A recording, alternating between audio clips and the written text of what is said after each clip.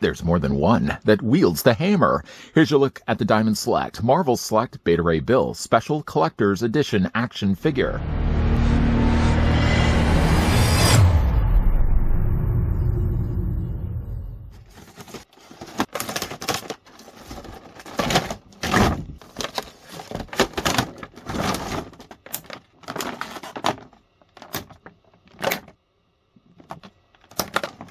It's an all-new Marvel Select action figure, and it's a big one. Beta Ray Bill has arrived with his hammer Stormbreaker, standing approximately 8.5 inches tall with crest.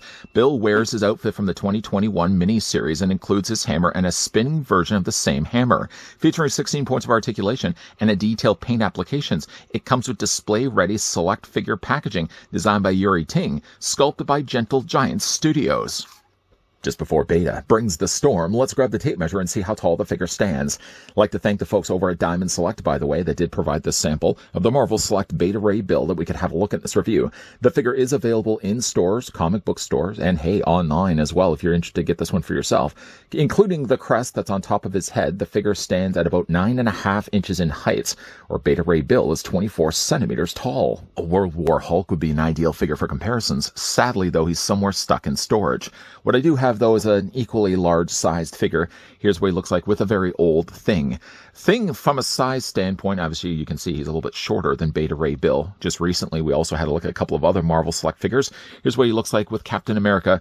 Here's what he also looks like with Mr. Fantastic. Mentioning earlier about bringing the storm, thanks to Diamond Select, Beta Ray Bill does in fact get two variations of Stormbreaker, his trusty hammer. First one, a default. It's cast here nicely in gold plastic. It's actually honestly a lot lighter than I was expecting it to be. And then there's a loop on the end that you can actually carry it around. While he doesn't have a holstered section, a clip, a hook, for example, that can store Stormbreaker that way, he does, though, have at least the means by one gripping hand on this side, while the other hand is a gestured hand. Getting, though, the hammer into his hand is a little harder to do, just because the plastic that they're using here for the hands is fairly thick, fairly rigid. I did, in fact, have to heat the hand, and since, of course, the time that I've been talking away about this, the plastic has cooled just a little bit. But he does have the means, of course, to hold the hammer in one side. I mean, it would be really disappointing if he didn't even have that. One thing he also comes included with, which is very cool, we did, in fact, look at a Thor many, many moons ago. Unfortunately, I don't even have that Thor anymore, that had something very similar to this, although his was Mjolnir. Stormbreaker also comes with a spinning variety here. And while you can easily identify the hammer in one spot, all the other versions of the hammer are slightly more translucent. They have added, though, a little bit of gold to get the idea across that, of course, it's the spinning hammer. Instead of actually holding it in the way that he's holding it right now, what you'll do, though, is you'll take the hammer out of his hand, going back to the idea that his hands are a little bit harder of a plastic, and then you'll take this part and you'll basically clip it into his hand like this. Now, you can also have this facing forward as well, but obviously for how much diameter this is going to be taking up, it's probably a lot easier just to have it displayed on the side of the figure instead. I really like the look of that. That gives some extra interesting stuff to look at. Shelf appeal. Shelf appeal is always the thing I talk about usually in these reviews. If you can have something on a shelf with a figure that automatically somebody's walking past the shelf and it just catches their eye, that's shelf appeal. And it definitely does have that. I like the look of that quite a lot. It's not, again, very heavy at all. I mean, it's just a little bit tad heavier than obviously the hammer on its own, but it's not a very heavy plastic. I mean, there's some weight to it, but not enough where I feel like it's going to start to droop the figure's arms or shoulders for that matter. Nice little effect. Let's move those off on to the side. The figure itself, though, of Beta Ray Bill is a fantastic likeness of the character. One thing he does have, obviously, is the crest on the top of his head. You may notice already for the fact that the crest is slightly swayed, to the side, and it sort of has kind of a curl effect to it. Instead of actually being just straight, it actually is, as you can see, sort of a more waved effect. It really looks good on this. I mean, looking at the crest on top of his head, it kind of reminds me of that red mohawk guy from Road Warrior. What about that for a comparison? Head sculpt-wise, it certainly doesn't look like the guy from Road Warrior. As you can see, it sort of has, again, Beta Ray Bill's classic-looking face. It is, though, open. One of the unfortunate things about this figure is that he doesn't have any mouth articulation. Unfortunately, by also adding mouth articulation, as good as it may sound on paper, it would mean also that you would break up this really nice sculpt that they've done so well on the figure's face. Because obviously, there would have to have been a hinge there that would allow the mouth to open and close. I suppose greater sacrifices have to be made, and in order to get a better-looking head sculpt like this, a sacrifice of like a hinge joint, for example, in the lower jaw, had to be given away. Does have little wings there on the sides of his helmet. That's nicely done there as well. Really isn't a lot of paint. There's only paint really just on his teeth, his tongue, and his eyes. I suppose they probably could have gone in there and outlined the eyes so they pop a little bit more than what they do. But I mean, let's face facts. The paint on this guy is really quite good, especially with the way they've done the crest here, darkening the coloring more closer to his helmet, making it much brighter red along the top end of it, similar to the guy from Road Warrior. One thing that's also interesting about this figure is the fact that he does also have a cape. The way the cape's attached is not by actually the back of his body. I was expecting there would be a peg, for example, like right here, that would then probably fit into a hole, right about here. But that's not the case at all. Instead, actually, the cape has freedom to move on its own, but it's a very weighted cape. It does seem to plug on the front here by these circular discs, similar to any other Thor, for example. The thing about it, though, is it does almost look like you'd be able to detach these. If you look, and I move his arms out of the way, it does look like basically it's a post system that runs from the top here, basically where the cap of this would be. It runs through what would be the cape. It then runs through what would be the straps of his uniform, and then it plugs into the torso area. While it does again look like you could move this, even detach this if you wanted to, I would just imagine the chaos that would be caused by just all these things falling off the figure. Plus, too, this strap really does need these in order to stay in place. So there does seem, I would imagine there would be some means to probably remove the cape. I'm just not going to remove it, though. I just like the idea that, Beta Ray Bill needs to have himself a cape like any other Thor for that matter. Coloring again on this guy really is quite good. You got mostly the dark black here for the top of his torso, but painted again very nicely. There is the M from the gold. You got the gold there on the tops of the shoulders. Similar style of gold also there in his arms, and a little bit of blue also there as well.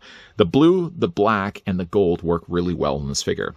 He does also have a belt here on the front, which sort of like the cape seems like a separate piece. Like if you're looking at this, for example, there's a little bit of shifting when this is getting moved around, which I suppose is probably a good thing as opposed to this being permanently in place. It will give him a little bit more freedom when it comes, for example, to him rotating his waist, that if you were to say glue this, obviously this would be not able to move as much. I like the lower end of his feet, or like the way they've sculpted his legs, for example. You've got like the top, would this be the top of his boot? I guess this really would be the top of his boot. But the top of his thigh, before it sort of gets to this section here, again, really like the use of this particular blue. They really did choose a nice blue for this.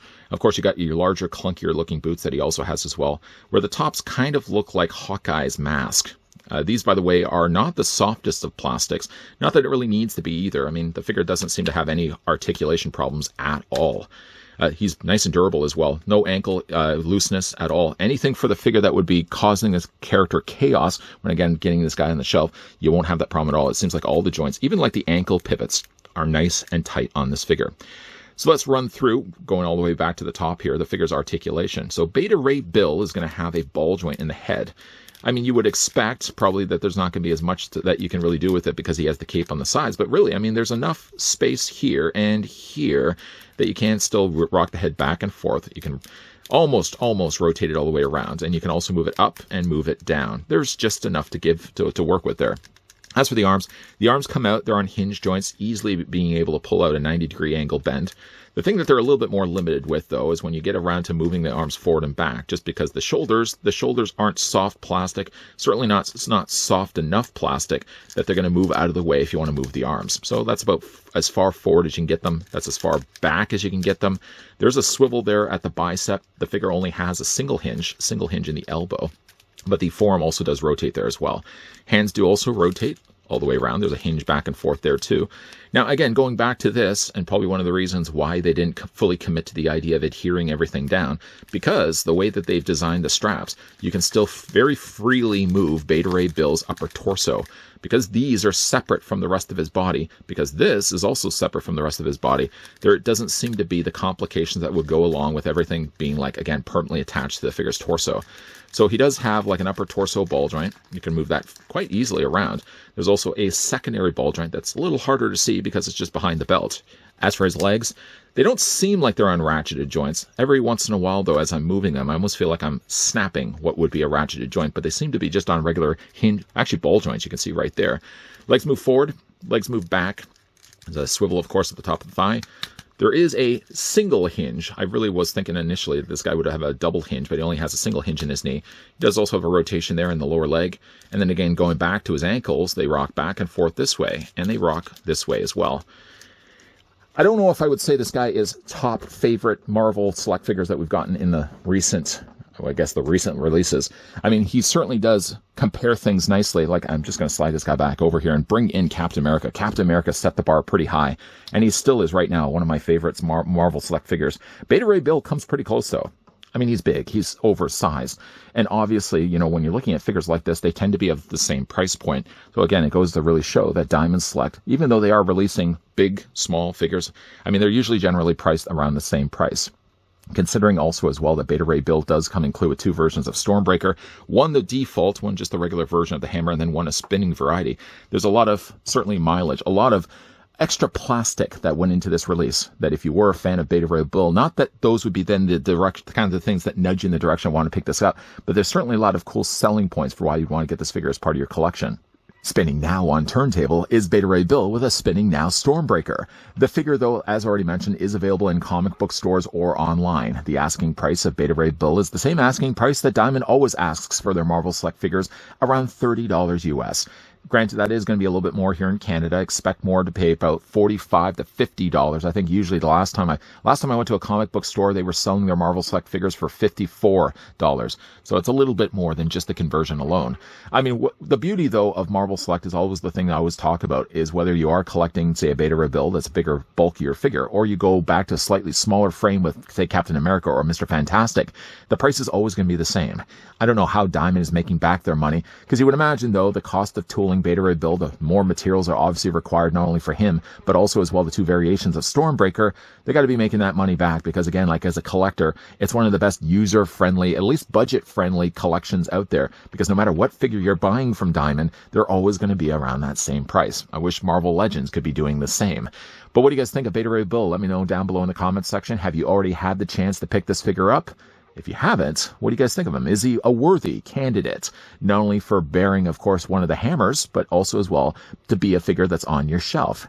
Let me know what you guys think of him. In the meantime, as well, I'd like to thank the folks over at Diamond Select that did provide this sample of the Marvel Select Beta Ray Bill. Great looking figure that we could have the chance to have a look in this review. Speaking, though, of reviews, if you guys don't mind doing me a solid, if you guys like the one you just finished watching, why not throw it a like? It certainly helps you. It helps certainly to build this channel, and it helps to get some more exposure to people that aren't aware of the reviews that I'm doing. You can also as well do a solid that if you haven't already done so, that you hit the subscribe button down below. And turning on the bell notification is always a crucial thing to help assist not only me, but also ensure that you are going to always know when new videos are popping up.